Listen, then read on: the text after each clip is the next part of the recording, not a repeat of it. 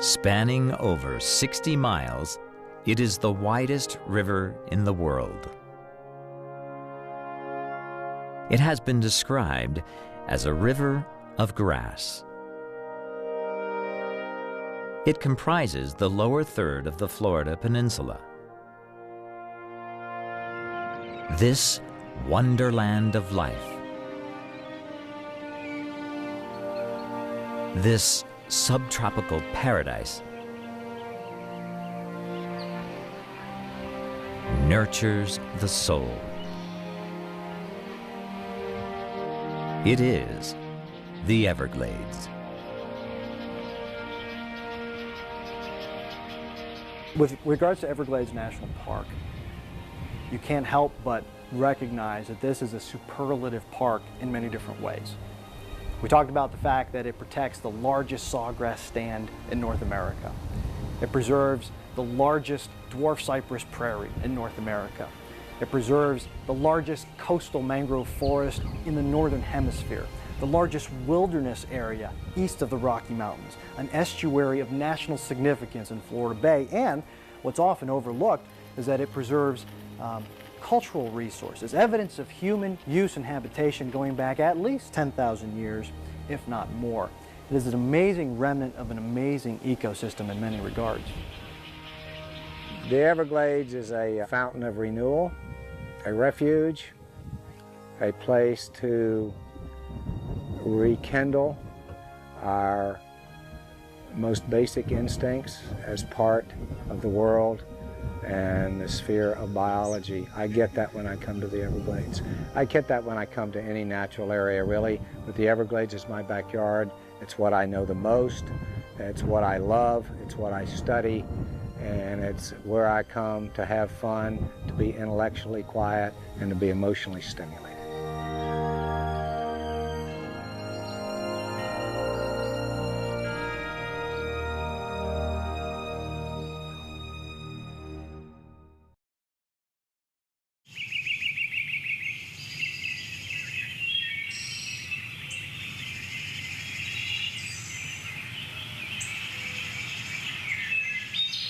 The beauty of the Everglades is a quiet beauty.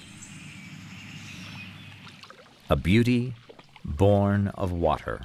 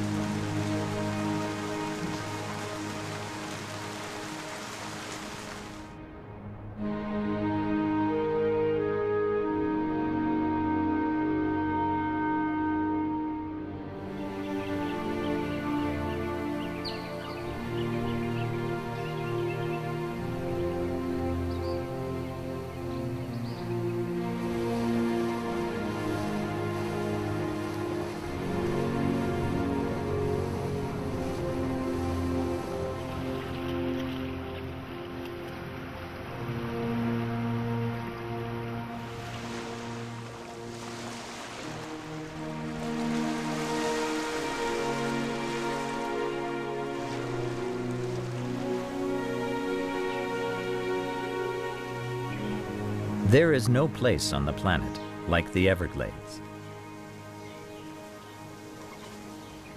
It is where two great biomes of life meet: the tropical and the temperate mid-latitude, which makes up much of the continental United States. Plants and animals from each coalesce in the Everglades to produce a subtropical tapestry of ecosystems that is unmatched anywhere in the world.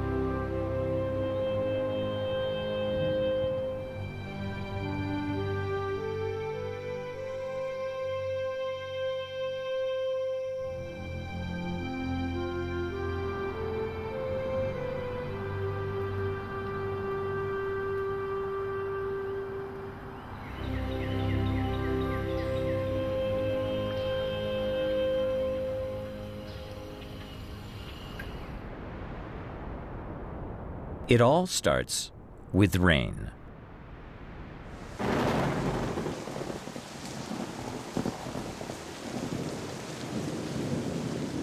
Life-giving rain.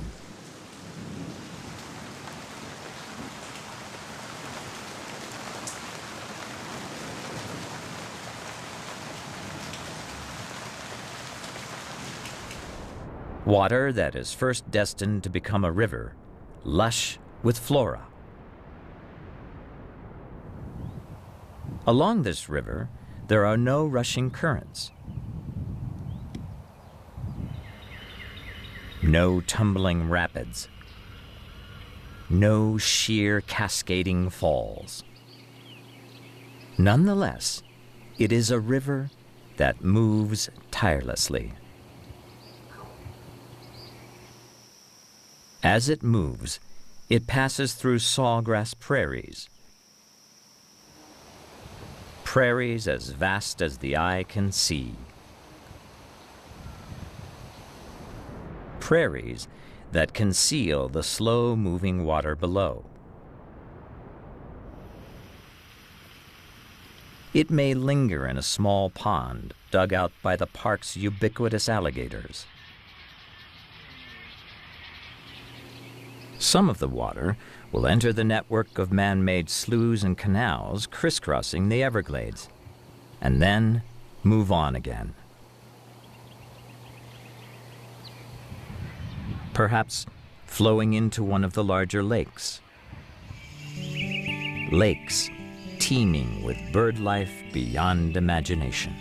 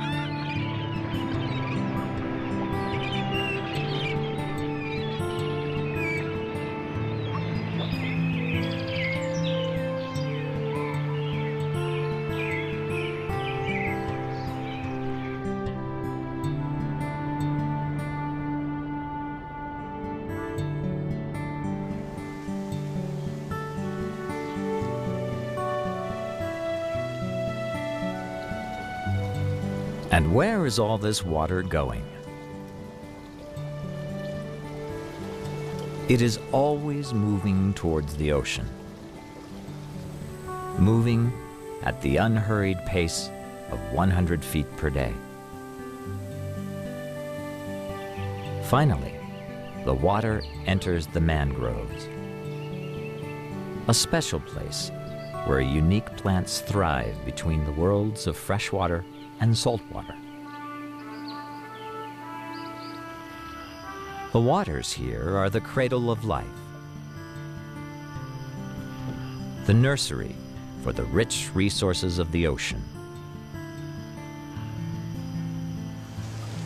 Then, at last, the water that started as an afternoon thunderstorm has found its final destination. It's home among the 10,000 islands in Florida Bay.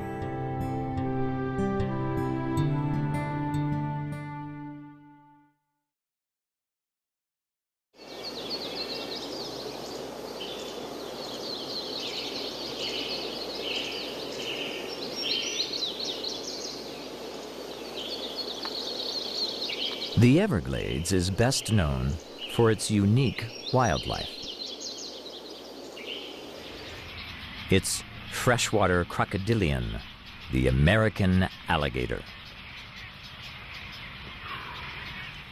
The manatee, a large but gentle mammal that lives most of its life beneath the waters of the Everglades.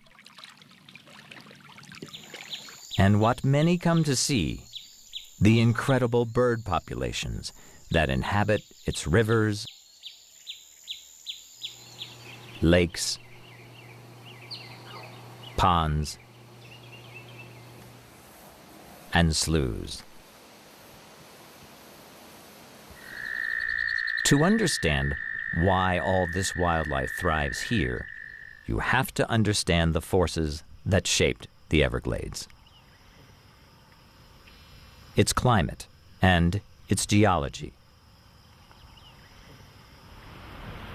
Just a few feet above sea level, the slightest change in elevation can have a dramatic impact on which ecosystem can flourish in any given area. The geology that helped produce these conditions goes far back in time. Ranger Leon Howell leads nature walks in Everglades National Park. This landscape looks flat to you, but it's not. If it was totally flat, it would look nothing like it does today. We see that very patchiness that I talked about, this mosaic of contrasting plant communities standing here. Tree line over there, tropical hardwood forest. Tree lines in the distance, hardwood forest and bay heads, swamp forest. An open prairie, a willow strand over here. You are looking at topography. So let's account for that topography. 100,000 years ago, sea levels were higher and there was a shallow sea here. And in that sea, there were some broad features. There was a deeper area, shallow bay, looked very much like Florida Bay today. There was a big ridge of sand, small calcium carbonate particles. I like to call it an oolitic ridge that ran from downtown Miami into the park. That was cut by tidal channels. Ocean side of that was a fringing reef, very much like today. Well, about 80,000 years ago, the planet started to cool off again, and the glaciers grew and advanced. And much of the water in the ocean was used to build the glaciers, so sea levels went way down, as much as 300 to 400 feet, 120 meters. Florida was nothing like it is today. And those sediments that were left by that ancient sea were now exposed to rain and to air, and they returned to stone. Preserved in that stone were the contours of that ocean bottom. And while the rock was exposed, it was eroded.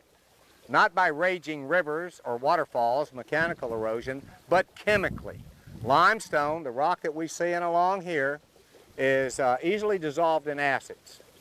Rainfall is acidic. So given tens of thousands of years, superimposed on those broad features of that ancient ocean are holes and high spots and ridges. Well, about 18,000 years ago, the planet started to warm back up. Again, the last in a handful of times over the last few million years, and the glaciers started to melt, and sea levels started to rebound. They came up really fast for a while, 6 to 7 feet, 2 meters a century. Nothing like that's happening today, but the Everglades wasn't here. It was dry and windy and cool. But the rock of the Everglades was in place. The bone, the literal ground floor. The first actor in the drama just walked out on the stage. Guys, it was just 5,000 years ago, and I blink, talking geologically, when the modern climate started to arrive.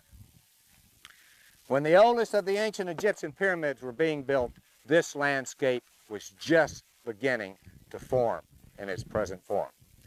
Now we have seasonal water across this landscape of subtle topography. The deep spots in that ancient shallow sea are now our low spots, and they stay wet most of the time. The shallower spots in that ancient sea are now our high spots, and they stay dry most of the time. And the places that are in between, like this prairie, are wet in the summer and dry in the winter for varying periods. That much difference in elevation, and I'm only talking a range of about 1.5 meters, 4 or 5 feet. That much difference in elevation can make the difference between being wet 10 months a year and 4 months a year. Now, what grows where it's wet doesn't grow where it's dry. Plant communities that like to be wet a little bit don't do well where it's wet a lot, and vice versa. So when we look at this patchwork of contrasting plant communities, we are looking at topography. The vast majority of it, the result of geology, either the shape of the ancient ocean or subsequent erosion. But geology alone is not responsible for the diversity of ecosystems in the Everglades. In all of the vast continental United States, only South Florida possesses a year-round warm tropical climate. Another major force in shaping the Everglades.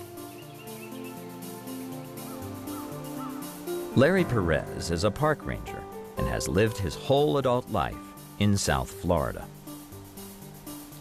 This place really is tropical in nature, and because of that, we have very distinct cycles of wet and dry. 6 months out of the year, we experience a tremendous amount of rainfall, usually corresponding with our summer months, wherein we get approximately 60 inches of rain falling on this landscape. When we move into the fall and into the winter months, that rainfall disappears almost altogether. We're at the tail end of our dry season right now, where we get perhaps 1, 2, 3 inches of rain annually. Those are two really extreme conditions between flood and drought, and it's that constant, dependable cycle between high water and low water that really fuels the abundance of life in this area. That hydrologic cycle is the engine that makes this place operate. During the summer months, when there's a constant amount of rainfall falling on the landscape every day, the prairies are filled with water, but as the dry season moves week by week and month by month, that water level will begin to dissipate and drop. The fish, invertebrates, crustaceans that occupy that water move themselves into the areas that retain water the longest. The mobile species in the freshwater marsh will congregate then within those pools. Things like birds, alligators that depend on that food source will move into those pools and migrate between them as the water level continues to drop. So at the tail end of the winter months, you'll find individual pools remaining in the Everglades just teeming with wildlife, somewhat like an Animal Planet special in real life. In a most dramatic way, another force is shaping the Everglades.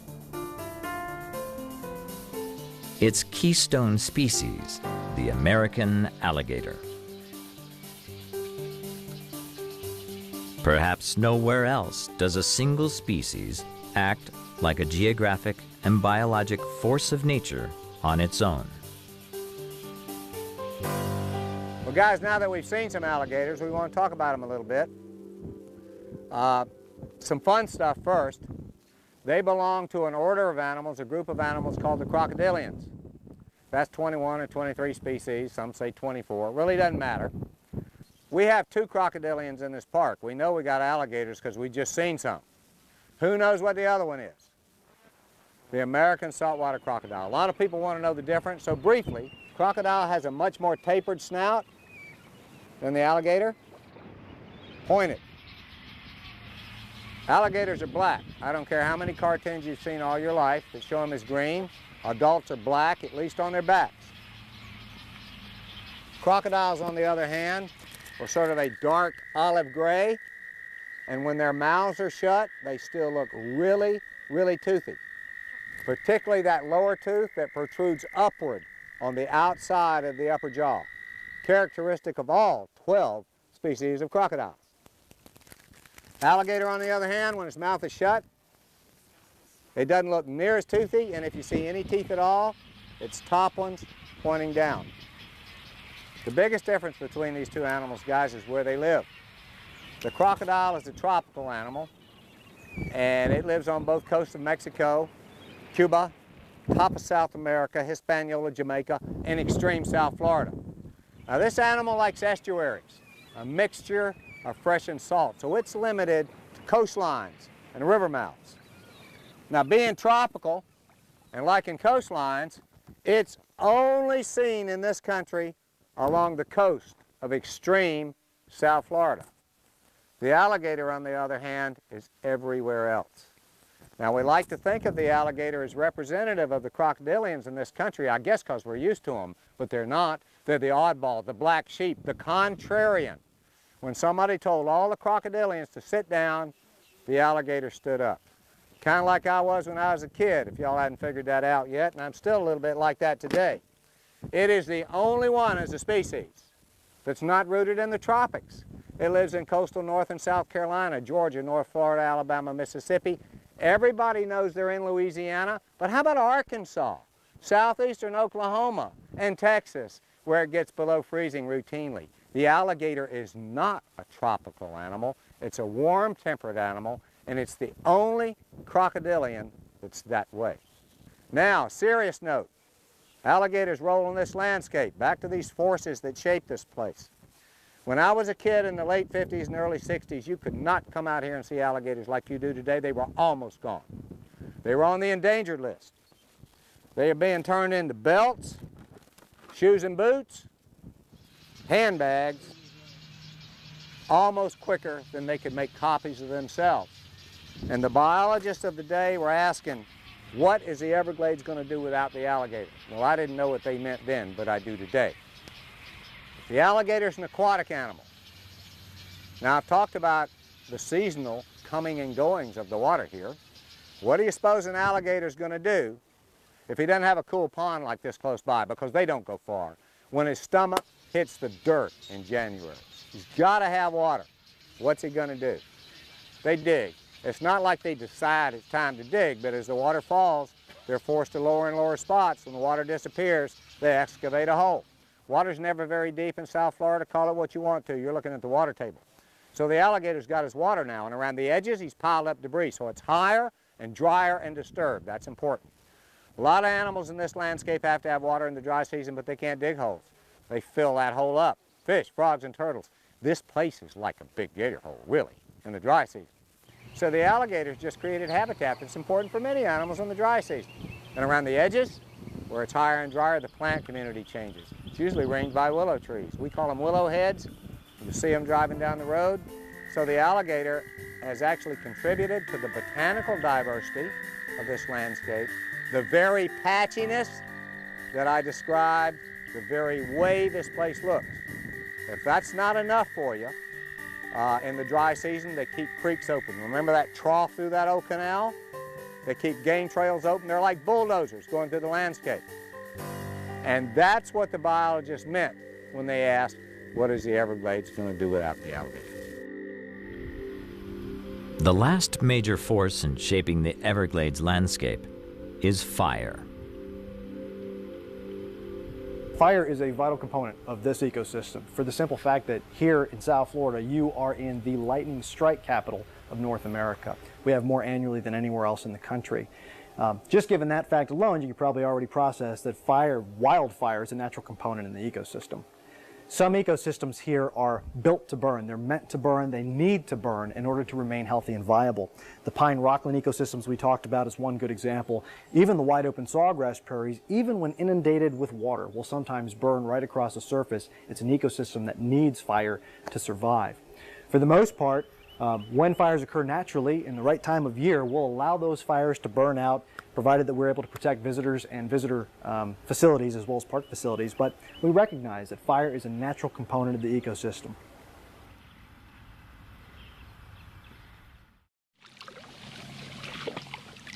After the alligator, the second signature species of the Everglades is the West Indian manatee. It is a mammal that is fully adapted to an aquatic life. Like whales and dolphins, they have lost their hind legs. The average West Indian manatee is approximately 10 feet long and weighs between 800 to 1,200 pounds. The manatee's color, which is gray or brown, can be viewed as they rise up from the depths of the water to breathe the air, or as they move gracefully along river channels. And again, like whales and dolphins, they have flippers. Flippers, which in their case, allow them to hold vegetation as they are eating. They concentrate in the south, around Florida in the wintertime. In the summertime, they will go up the east coast. They are a large herbivorous mammal. They're fairly long-lived. Although they are marine mammals, they do go up rivers for fresh water. They have to drink fresh water. There's not too many places where you can predictably see them, but in North Florida, north of Tampa, in places like Manatee Springs State Park, Crystal River, the water coming out of those rivers, those spring-fed rivers, in the wintertime is warmer than the water in the ocean. Well, those marine mammals, being tropical, they want that warmth, so they'll all come up those rivers into those springs. Down here, they stay spread out. But the Gulf Coast areas between Flamingo and up in Everglades City contains a lot of manatees. Today, they're estimating maybe 3,000 manatees, maybe even more than that, which is a bigger number than they used to say. Their only natural enemy, really, is the outboard motor and boats.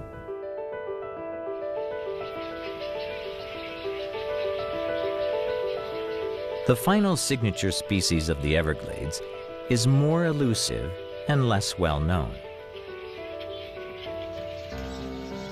For the endangered wood stork, a true stork, the Everglades has become its last line of defense. A defense against extinction. Once found in enormous rookeries numbering in the tens of thousands, their numbers have been dramatically reduced by agricultural and urban development. Still roosting in colonies, they breed in the cypress swamps and mangroves of the Everglades. Interestingly, during the breeding season, wood storks need over 400 pounds of fish to feed themselves and their offspring.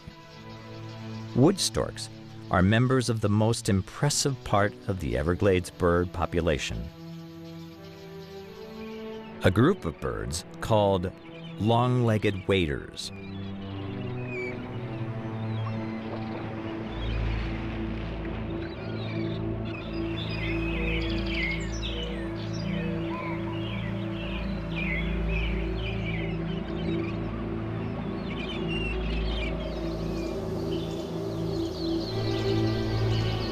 The largest of these wading birds is the great blue heron. Here, motionlessly waiting for its prey, it is an elegant bird with a blue-gray back, a gray and white striped belly. Its long neck is gray with a black-bordered white throat stripe. Amber eyes set in a black-crested head are ever searching for a frog or small fish.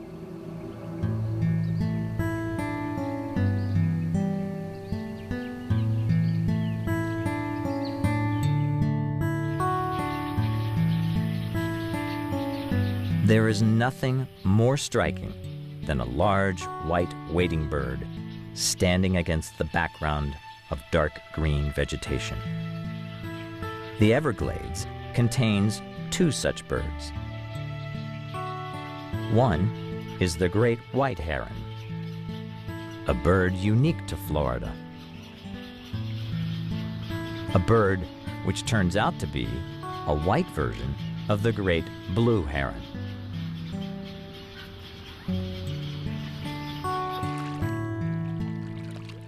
The second of these large white wading birds is the great egret, also known as the American egret. It is a bird that has adapted well to human habitation and can readily be seen near wetlands and bodies of water, even in urban and suburban areas throughout the country.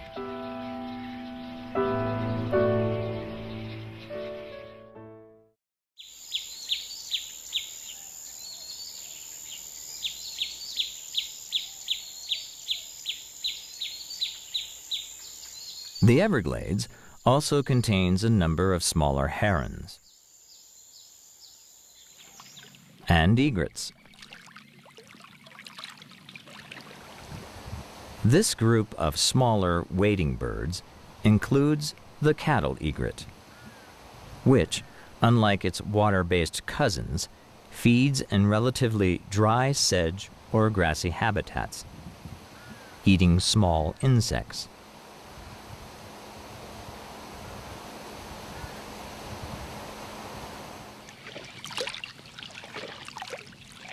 Also white in color is the white ibis.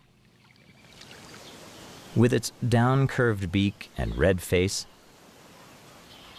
it feeds mostly on the ever-present crayfish in the Everglades. A monogamous species, it breeds in large tree colonies.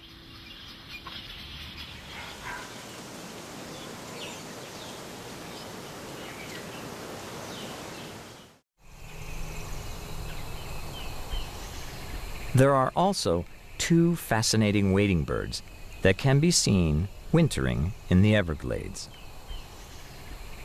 You see two birds along this trail, particularly in the winter, that look alike and behave alike. The double-crested cormorant, a widespread bird in North America. If you got water by your house in a lake or a river, you see those cormorants. And the anhinga. They look alike, they behave alike, they need deep water to swim to catch fish. That's where the similarities end. The cormorant is a temperate species.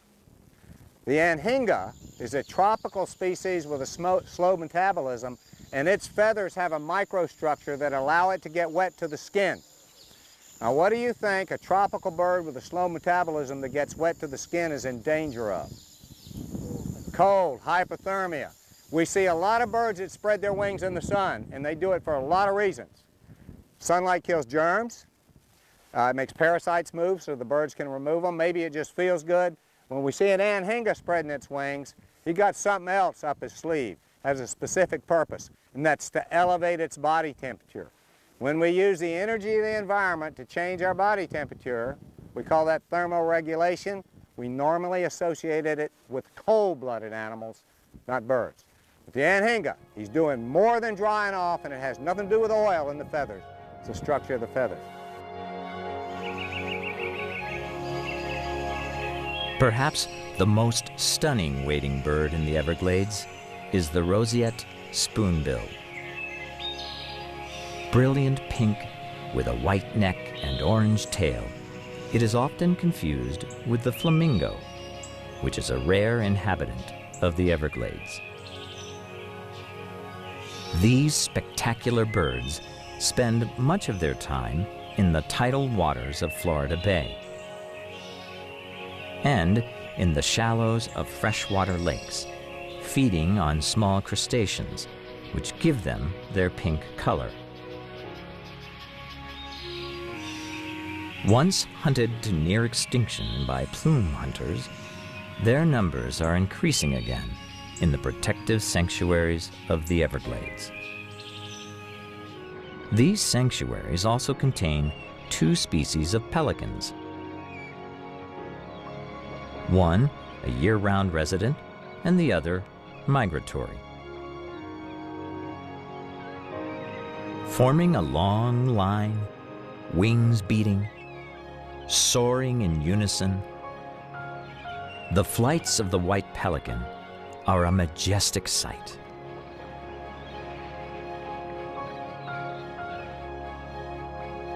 The white pelican is a very large and plump bird. Its overall length is about 50 to 67 inches, and it has a wingspan of nearly 10 feet. It feeds by gliding along the water, scooping up fish in its huge beak, which measures over a foot in length. Not so for the brown pelican.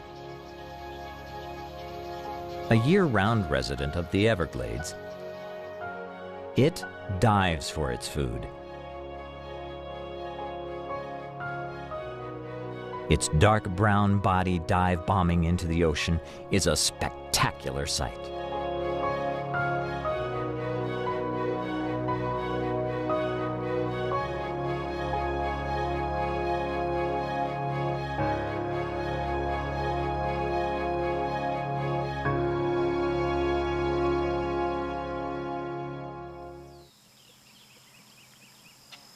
The dominant bird of prey in the Everglades, and the one visitors are most likely to see nesting and hunting, is the osprey.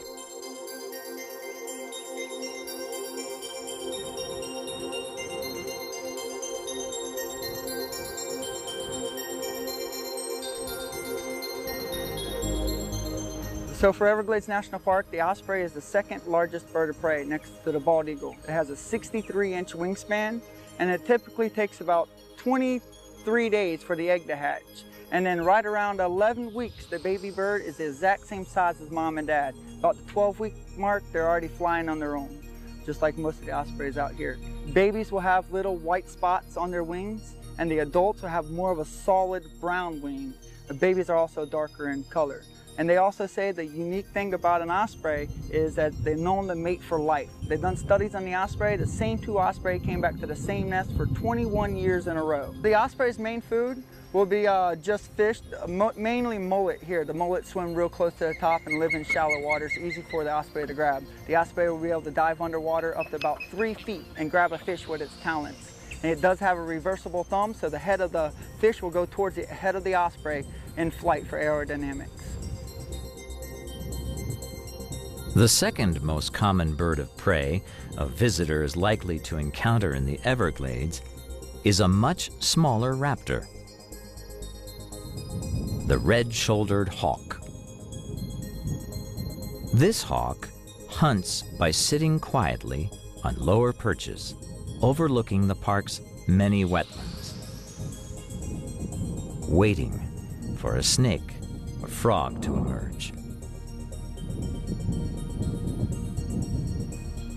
Nearby lurks a vulture. Indeed, look up into the sky and one is most likely to see at any given time vultures circling lazily in search of carrion. Sometimes called a buzzard, it is a bird with a wingspan equal to that of an eagle.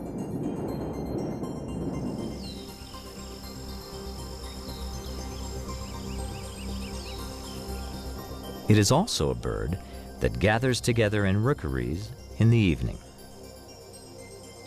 We have two species, turkey vultures and black vultures, and we have both year-round.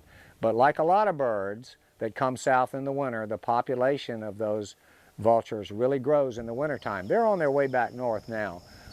They like this place for the same reason the other animals do, because this is where the food is. And you got to say, well, they're not a wading bird, they're not catching fish. That's true, but there's lots of biological activity here. There's alligators tearing up fish, there's wading birds that get a fish that's too big to eat, they discard it, that's where the vultures come in. Depending on the time of year, we can often find black and turkey vultures, both species here, year-round. They're residential, really, but you tend to see a lot more of them a little later on in the dry season for a very simple reason. We've talked about the importance of that hydrologic cycle, wet to dry, and the drawdown that occurs in the park. There's a point every winter during the dry season when water levels drop sufficiently and there's enough prey congregated within those remnant water that dissolved oxygen in there is no longer sufficient to support all the wildlife crowded into those little puddles. And when that happens, for lack of oxygen, many of those fish species will simply go belly up. This happens almost every year to one degree or another, and those vultures, again, are timed with the cycles here. They know that if they stick around long enough in the dry season, they're sushi for everybody.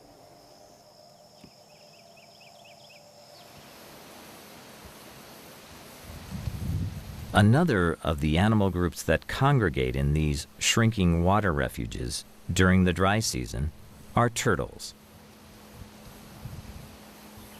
Turtles are reptiles that are uniquely adapted to life in the water. One kind has adapted to fresh water,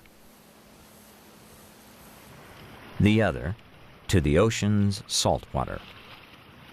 Marine turtles are totally different animals. They spend their entire life, except when they lay eggs, in the ocean.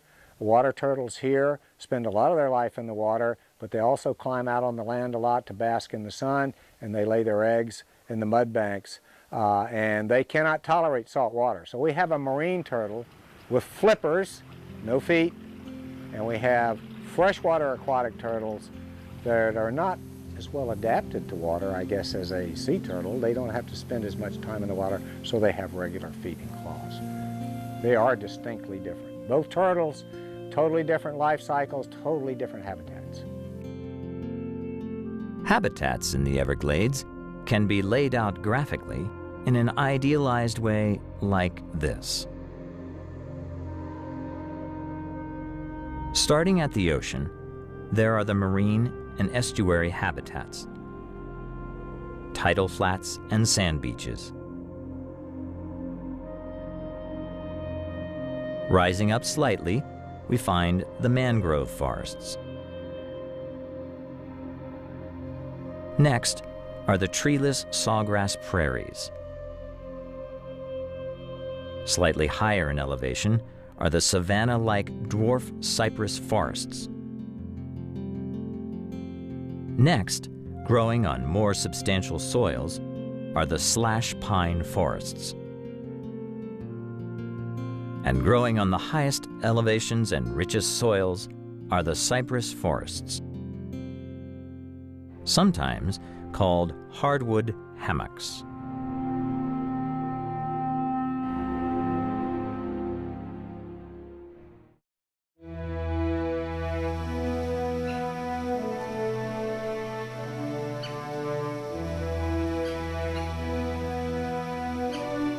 The hardwood hammock is what most people think of as a jungle.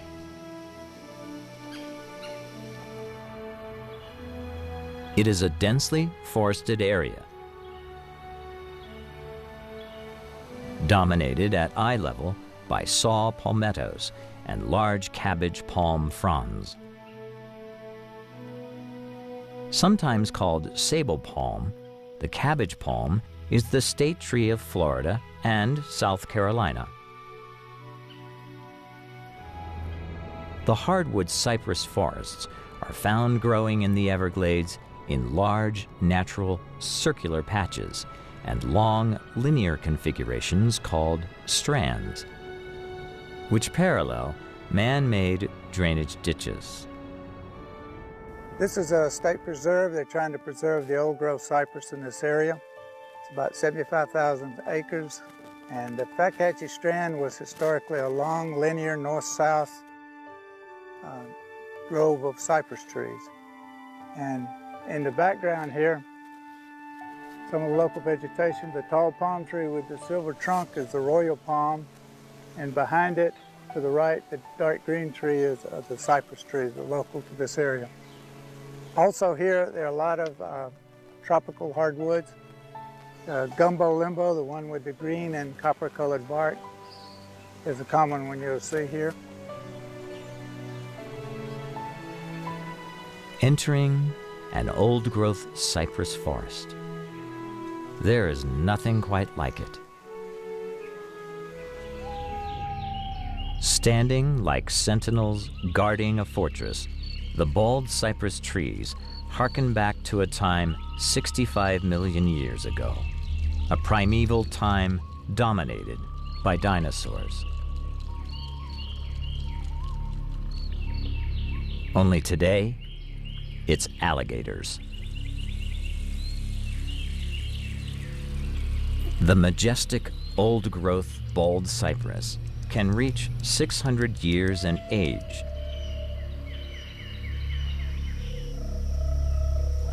And grow to heights exceeding 130 feet. It all starts as organic soils accumulate in various parts of the Everglades. Now, trees begin to have an advantage over the wetland plants, such as the plentiful sedges. Young cypresses begin to grow. Eventually, as they grow taller, cypress trees begin to rely for stability on an extensive system of horizontal roots. Roots that send up twisted outgrowths called knees. Knees, along with the swelling at the base of the tree, provide the extra support necessary in the wet, loose soil to survive strong winds and the constant storms and hurricanes that yearly race across the Everglades. Eventually, natural cavities in the older cypress trees provide homes for downy woodpeckers. Epiphytic air plants, such as red bromeliads, grow on the trunks. And because the cypresses lose their needles for several months during the winter, light can filter down to the forest floor, enabling a rich diversity of understory plants to thrive. Ferns colonize fallen trees and cypress knees. Hardwood trees and cabbage palms take advantage of breaks in the canopy. And the regal royal palm lords over it all. It is truly one of the most enchanting ecosystems in the world.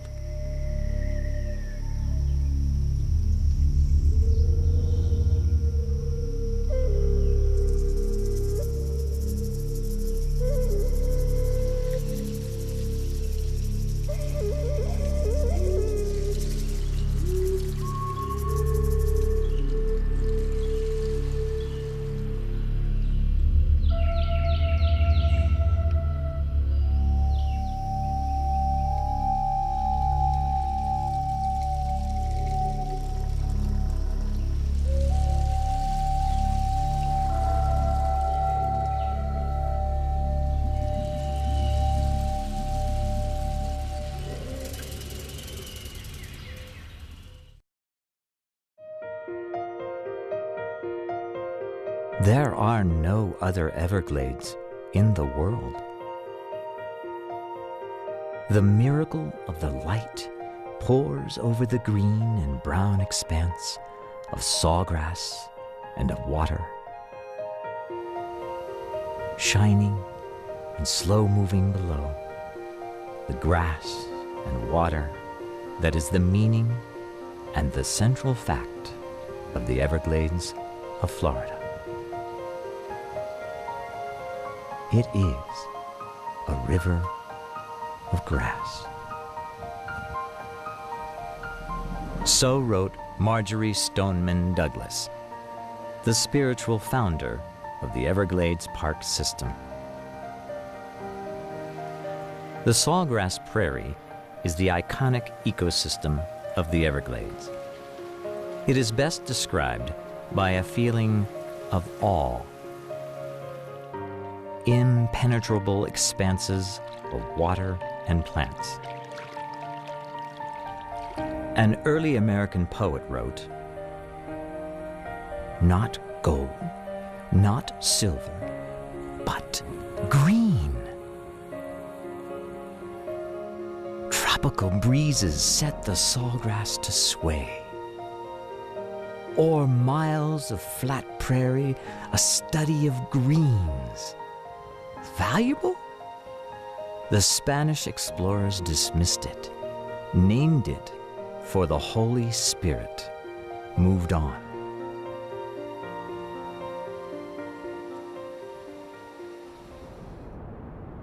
It is through the sawgrass prairie that the life-giving water of the Everglades slowly works its way to the sea. Dominated by a single species of plant, the sawgrass prairie is a monoculture, low in biological diversity. Nevertheless, the soil beneath the blades of green swaying in the tropical sun forms the basis for the entire food chain in the Everglades. Interestingly, the dominant species in the sawgrass prairie is not a grass at all, but a sedge. Sedges have edges. The way to tell the difference between a sedge and a grass is to move your fingers up and down on one of the plant's blades. In the case of a sedge, you'll instantly feel the edges, whereas a grass blade will be flat and smooth. And if you look at the flowers of each, you can see that they form totally different plant families. One of the more fascinating features nestled in the heart of the sawgrass prairies are those abundant alligator holes. Small ponds with a sudden and dramatic diversity of life. Cattails,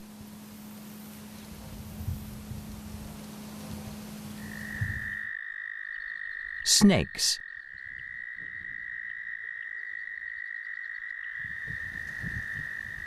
a plethora of insects,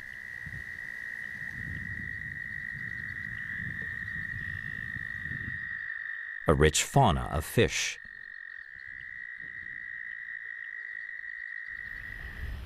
and of course, alligators.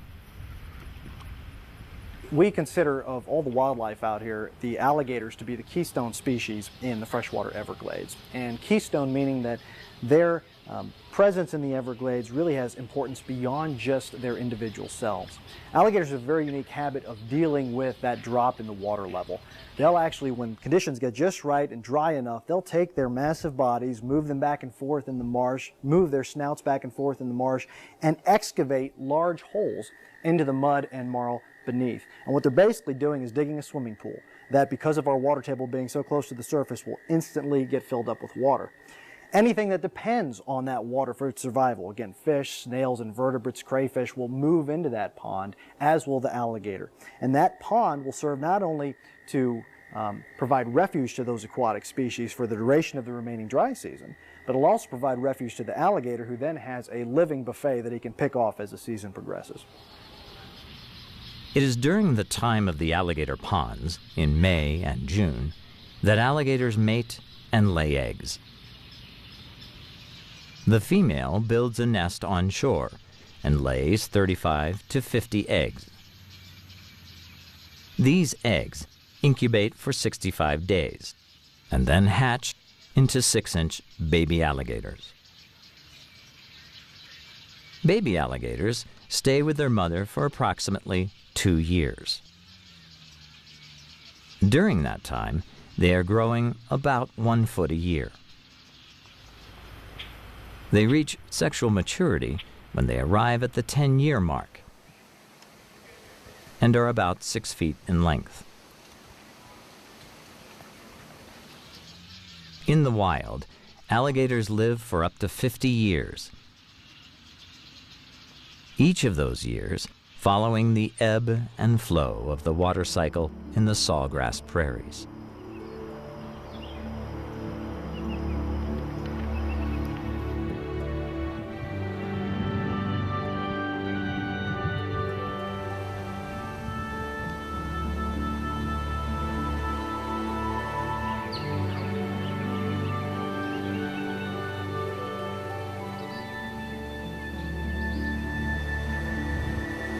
But not all sawgrass prairies are totally barren of trees. Some are ecologically on the move, moving to the next ecosystem, the dwarf cypress forest. Looking much like an African savanna, the tiny trees of the dwarf cypress forest are actually the normal cypress, only stunted in their growth due to poor soil conditions. Not stunted at all is the slash pine that dominates the canopy of the Rockland pine forest. It is here that the visitor is most likely to see the southern white-tailed deer. It surprises a lot of people when they come here into the Everglades that they'll drive down the main park road, and in an area that for the most part looks like a giant swamp, they all of a sudden happen upon a huge stand of pine forest right here in the heart of the park.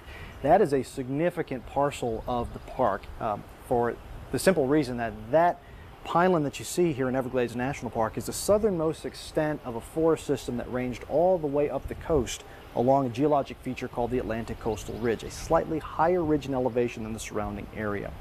Historically, we had pine trees like those growing all along what is today US 1 all the way up to the county line. And over time, because of their higher elevation, those areas were cleared first for development. What we have here in Everglades National Park is the single largest remnant stand of that pine forest. Although these pine trees or slash pines that you see throughout the southeast, the mix of plants here, the part tropical, part temperate understory, and the fact that that plant community grows right out of the limestone is unique. It is the most botanically diverse habitat in the park. More kinds of plants there than anywhere else. And it is mostly gone. That was the high ground. We built Miami on the high ground. There's a little pine rockland in the Keys, there's a little in the Cuba, a little in the Bahamas, but the patch that's here is only 10% of what was here historically. It is considered a globally imperiled habitat, our pine rockland.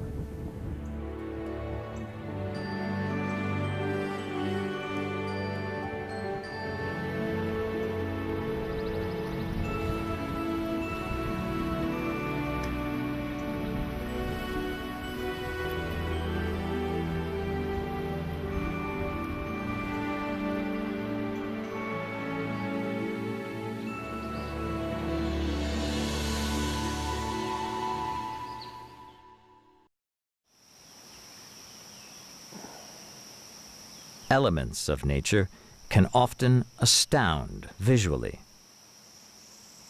The mangroves are one such aspect of nature. In their holistic form, they reveal their complex beauty through fascinating details.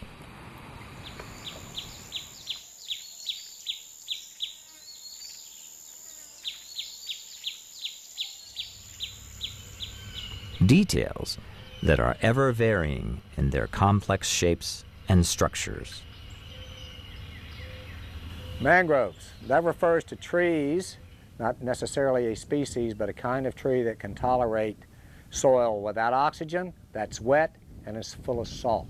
You only see them along the coast in the tidal areas, and we have one of the best developed and largest mangrove forests on the planet right here in Everglades National Park. It runs almost 100 miles unbroken from Naples down around the bottom of Florida. Much of that mangrove forest that existed along the east coast, Miami, is gone because we built the city. It is not as botanically diverse as many places, but as far as the amount of biomass that's produced per acre per year, it is one of the richest habitats on Earth in a well-developed mature mangrove forest. In other words, If you took everything out of a square acre of mangrove forest that lived and died in a year, and we're talking lots of microorganisms, you'd need more 5-gallon buckets than any other place on the planet. So an extremely rich habitat. It is the nursery ground for most of our commercially and recreationally important marine species, lobsters, crabs, and fish. Mike Hatcher is a naturalist who guides boat tours through the dense and eerie mangrove swamps. He is intimately familiar with the 3 species of mangrove trees that comprise the forest: the black, white, and dominant red mangrove. So the red mangrove tree is about 60 to 70% of the trees out here, and they're the ones with the big arching hoop-shaped root. And how they're going to deal with the salt water out here is by using something called reverse osmosis. What they'll do is block out about 90% of the salt right at the roots, and then the remaining 10% of the salt will go up into the oldest dying leaf. That leaf will turn yellow, then fall off into the water, starting tannins, which will stain the water here brown. Also, it'll start the beginning of the food chain, which little bitty microorganisms will start growing on that leaf, and then shrimp and crab will start feeding off of that, so on and so on, all the way up to the sharks, dolphins, and us.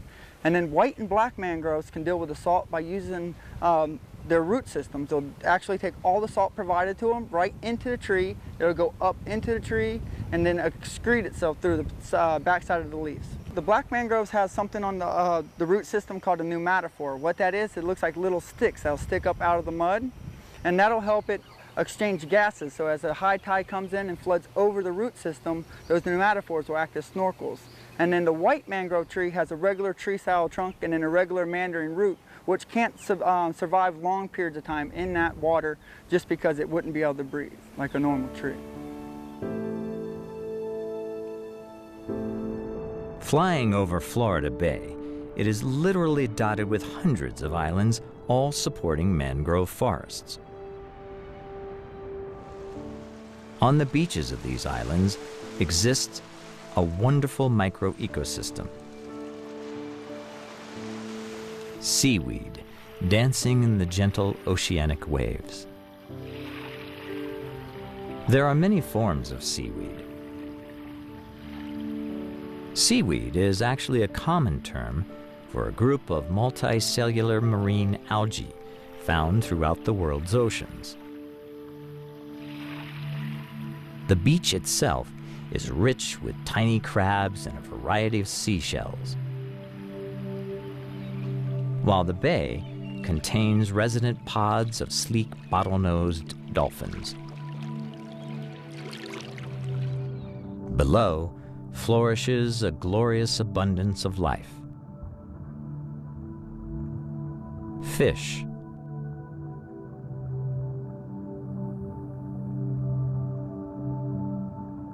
sharks,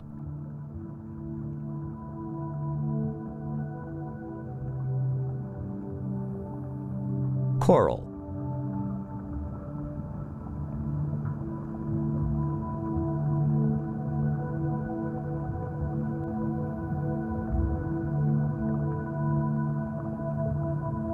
and sea turtles. All 5 species of sea turtles found in the Everglades National Park are in trouble. The leatherback, Kemp's ridley, and hawksbill are critically endangered. The olive ridley and green sea turtles are endangered. Green sea turtles are named for the greenish color of their body fat. Up to 2,000 nests of this enchanting reptile can be found in Florida each year. For centuries, turtles like these were hunted for their meat and made into soup.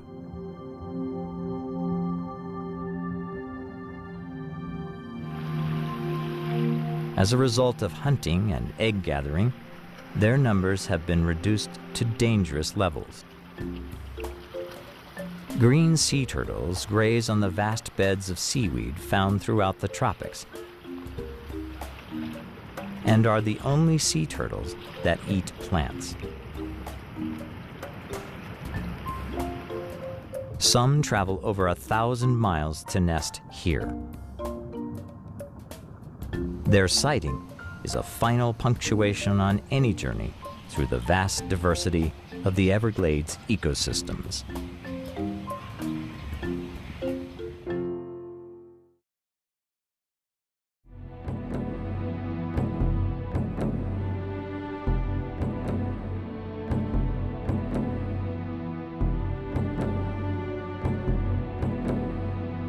The Everglades network of ecosystems, just a few hundred years ago, covered half of the Florida peninsula.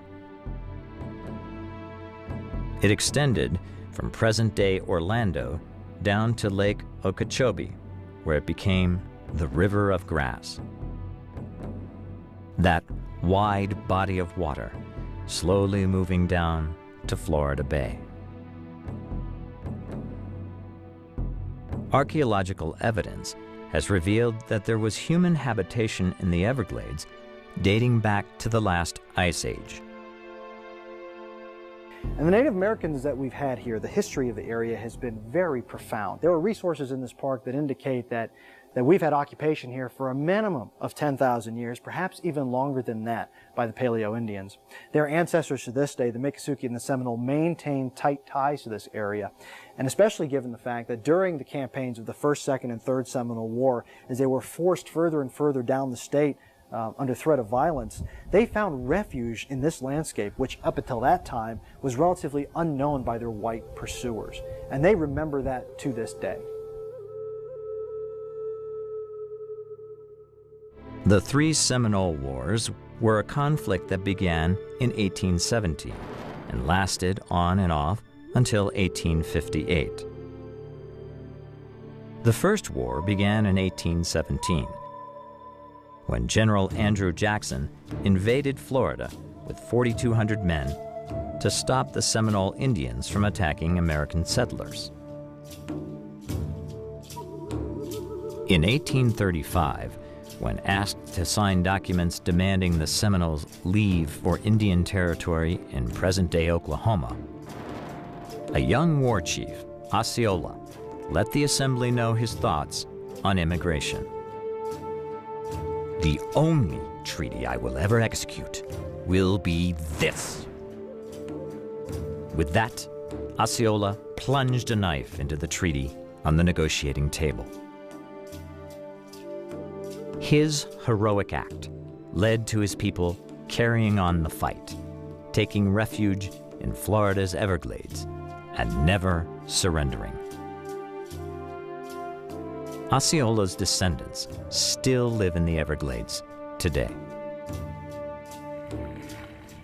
However, the first Europeans to set foot in the Everglades were members of a Spanish expedition led by conquistador and explorer Ponce de Leon. In May of 1513, he explored a number of the islands in Florida Bay. The land was so beautiful that Ponce de Leon named it La Florida in honor of the Easter Sunday known as Pascua de Florida, Feast of Flowers. His expedition began a 500-year European-American history in the Everglades. When you take a look at a map of Everglades National Park, what's notable is that if you look at all the different place names in the park, they harken back to cultures as disparate as the English, the Spanish, the French, African, and even Native American. So we know that this place has been important to a wide diversity of people over time. In the case of the English, some of our earliest maps come from the explorers and the surveyors that were here at the time. As far as the Spanish, some of the earliest explorers like Ponce de Leon have actually christened some of the places in Everglades National Park. We've had immigrants here from Spain, we have immigrants here from France over the time.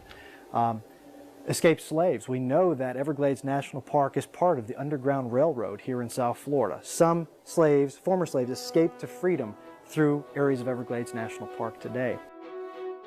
But as the 20th century dawned, developers began to view the Everglades as potential farmland and as a place for urban communities. As a result, a massive drainage process began, unwittingly damaging the Everglades ecosystems and the species it supports. However, at the same time, the American conservation movement grew into a national effort, and the Everglades began drawing the attention of the Audubon Society. Its members wanted to put an end to the plume hunters, men who hunted the Everglades' exotic bird life simply for their colorful tail feathers used in ladies' hats.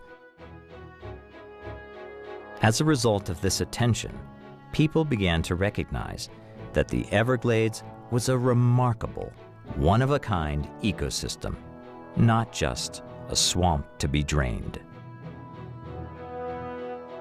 Then, in 1928, Florida landscape architect Ernest Coe began a concentrated effort to designate a tropical Everglades National Park.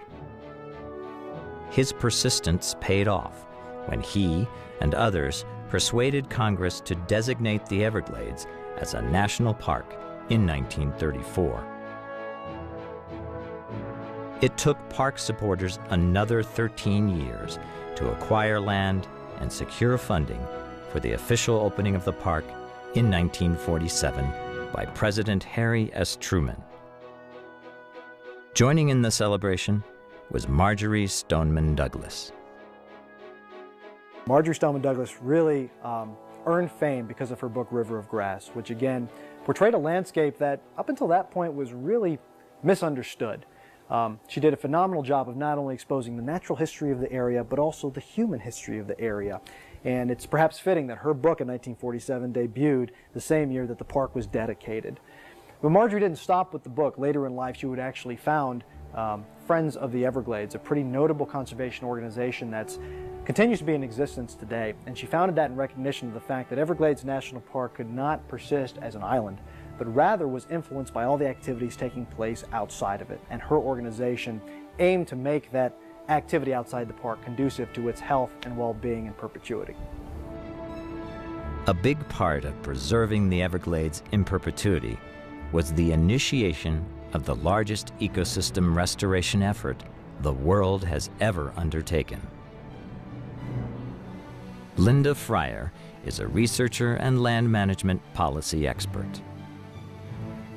The thing about this ecosystem, and there are many ecosystems in trouble around the planet, is to see how you are able to bring various jurisdictions together, look at the policy conflicts, and try and work through those so that the resource isn't impacted by process and bureaucracy. And we're a state, we're a nation, we're a city, we're a county, we're different tribal nations. How do we come together with one target on the wall is to protect this resource? And Everglades is really a prime example of that. I think you'll see that happening across the country. Great Lakes maybe, Chesapeake Bay, other places around the world, bringing all the jurisdictions who are responsible for land holdings to better preserve and protect these resources for future generations. Today, the Everglades is preserved by a number of private sanctuaries, state parks and research stations, and 2 big federal government holdings: Big Cypress National Preserve, and of course, the Everglades National Park itself. Parks and preserves that can be experienced in a number of ways by visitors. Driving in your car, stop and observe an alligator or a bird colony along the roadway or from a turnout. The more adventurous can explore the Everglades waterways through kayaking and canoe trips. And there are a variety of guided boat tours. Most of the opportunities to take boat tours throughout the park are concession managed, which is a company that goes through a process to be licensed through the park. We make sure that the messaging that they're delivering is according to park management guidelines. You can take boat tours in Everglades City, which is closer to Naples, boat tours out of Flamingo, which is closer to Miami, and there are airboat tours off of Tamiami Trail. Those are not park concessions at this point in time. They're operated in an area that was added to the park in 1989, and that contracting effort is still underway. But they are in the park, and they do a pretty good job of getting close to 500,000 visitors out into the park from those areas. Perhaps the most spectacular way to view the Everglades is by air. Lastly, there are a number of strategically placed boardwalks and trails that take the visitor right out into the Everglades.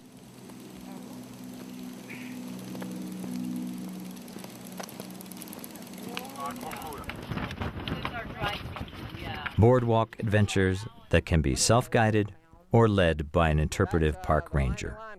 We're going to talk about that rock. And I ask, why do we come to these places? I bet everybody here likes parks.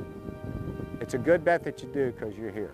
Whether it's a little city park with an old church and big trees where you live, or a grand national park like this, we like them. We get something of personal value. There is a reservoir of experience that we tap when we come to our parks. We have our straws in that reservoir right now, every one of us, and we're drinking. Now, it's different in the Grand Canyon than it is here, but I suspect the personal buttons that are pushed in you are largely the same from place to place. The spectrum may be shifted a bit in the Grand Canyon compared to here. It's turquoise out there and blue here. What's coming through the straw that's in the reservoir may taste a bit different to you here than in the Great Smoky Mountains, but a similar flavor, your own flavor. When we lose a park, little one or big one, we simply lose the color of the rainbow. There is a flavor we will never again taste. I'm reminded by a quote by a Miccosukee Indian who was working some decades ago with Marjorie Stoneman Douglas on Everglades preservation issues, and he says, you can't make it, you can't buy it, and when it's gone forever.